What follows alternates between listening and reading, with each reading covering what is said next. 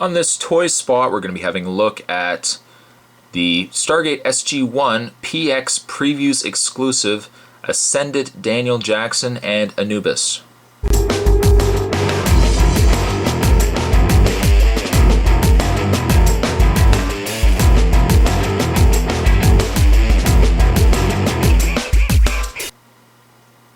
Now, like I said, this was a Previews exclusive. It wasn't available through the regular release of these figures, through retail and whatnot. I was looking forward to getting this set. I've always been a huge fan of Anubis. I loved Anubis in the SG-1 series, and I was kind of disappointed that they got rid of him, because I think had they kept him around a little longer, it probably would have been, well, it would have been quite awesome. But before we actually look at the figures themselves, we'll look at the packaging. The packaging is very nice because it sports the ring, the Stargate ring in the background there, and then as you can see there's a kind of a solar system back as well. Down below you can see Michael Shanks and Anubis there in the background. And on the back, the read-up on this says Lieutenant Colonel Mitchell served the... Oh, you know what? I probably won't read this just because, like, for example, the Colonel Mitchell relates to the Colonel Mitchell figure. The Vala Maldoran, relates to the figure, and then the Ori goes with the prior. They don't really have a read-up on the Daniel Jackson and Anubis. So I think probably for that reason I'll leave the read-up off this review, and then when I review the individual figures, then I'll read those per specifically for those characters. As you can see on the side, however, it says complete the DHD. Select characters in Series 3 contain a piece of the dial home device. Collect one of each character to complete your own DHD. One of each character, guys. You don't have to buy 3 Valas to make that DHD. You have to get one of each. There was also first the figures in this Series 3 wave, as mentioned, Colonel Mitchell, we had Vala Maldoran, the Ori Prior, Black Ops Daniel Jackson, we had, I believe, which was also an exclusive, the Vala Maldoran, and then this is actually the Avalron Vala, of course, Anubis, and Ascended Daniel Jackson. So, I have one problem with this set. I'm hoping when I open this set up, the problem goes away, because I think I know what my problem is. Will it be resolved? Oh, it's a cliffhanger. You're just gonna have to wait it out and see, guys. But let's not wait any longer. Let's get these guys out of the package, and we will get a better look at both the Ascended Daniel Jackson and Anubis. So stay tuned, guys. Don't go anywhere. So my one problem that I was talking about when I was looking at the package, apparently it has solved itself. The one problem that I had with this set, and I'm hoping Daniel's not going to fall here, is if you remember, if you watched, and you should be able to remember, guys, it was only like 10 seconds ago, but if you remember in the package of the two figures, Anubis looked like that, and I was really concerned that the cloak hood was actually molded and it was one piece to the torso. And because the real issue that I had with it was Anubis was always cool, the fact that you couldn't see his face. You saw his face once or twice in the span of the series, but you couldn't really see his face in most of the series. So when I saw the figure, I was very disappointed to think, oh no, you can actually see his face.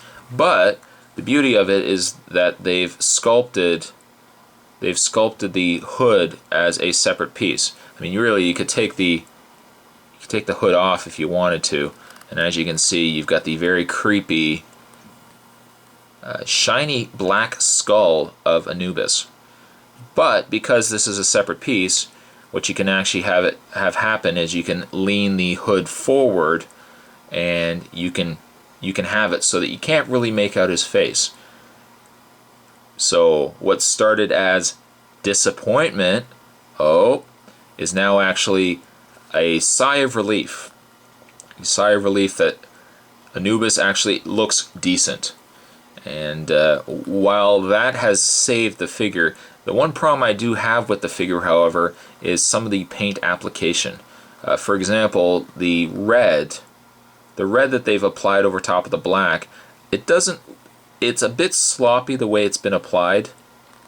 As you can see, it kind of goes into areas where this shouldn't be red.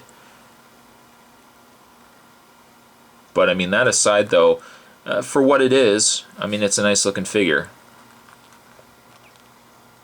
My one other problem with the figure, and it's just the way that these are designed, is the fact that you can't really spread the legs any further than what you've got on them now. So it would be awesome if you had stands that you could peg these figures into, and you wouldn't have this problem. But just to have them standing loose, it's not too bad. But originally, before I started filming this, these figures kept falling over on me. As you can see, the little stitching and everything else, the texture. Now the hood, both the hood as well as the bottom of the cloak, is that thin kind of rubbery plastic. So that's one good thing, that it's not just this big hunk of plastic down below. There's a bit of a texture, and the fact that there's a bit of give as well. Why don't we actually look at the articulation? Before we look at Daniel Jackson, we'll look at the articulation on Anubis. As I already mentioned, probably with the skull, it's a ball joint, so you can get lots of movement in the skull. Not that you really would want to, because if you've got the hood on, moving his head is really not going to be that big of a concern anyways. But he has a ball jointed, might even be just a pin and socket joint shoulder. He has the jointed elbow. You can rotate the wrist. You can rotate the waist. Now, obviously, because the way it's sculpted, the way it's been assembled, you get a little more movement out of it than really what you should have. But his legs do move. His feet at least move. I don't think you can move the legs out slightly, but I always worry when you've got something underneath, like a fabric or a costume, and you don't know where the articulation is. I don't tend to want to move these too much, just in case it comes right off. If anyone's seen my Rogue review, you know exactly what I'm talking about. But there is Anubis, a very nice figure, very nice indeed. And this is exactly what I'm talking about here. Is he going to stand? See, the way he's sculpted too, they tend to want to lean to one side. And I think you guys can see that as I'm putting it on the set here. Anyways, we'll put Anubis down for a second. We'll look at Daniel Jackson. And quite a nice likeness, I might add, of Michael Shanks.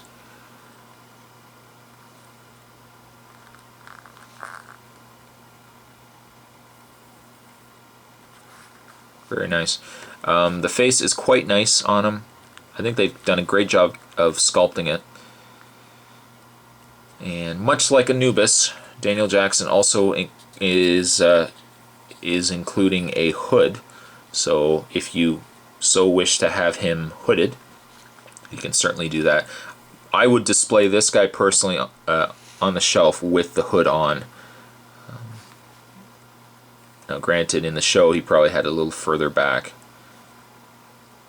Now his articulation, surprisingly enough, is exactly the same as Anubis, because one thing you'll notice is the fact that the bodies are the exact same. Right down to the hands, right down to the shoes, everything is the exact same. The only thing that's different is, of course, the addition of the hood, the different hood here, and of course the face.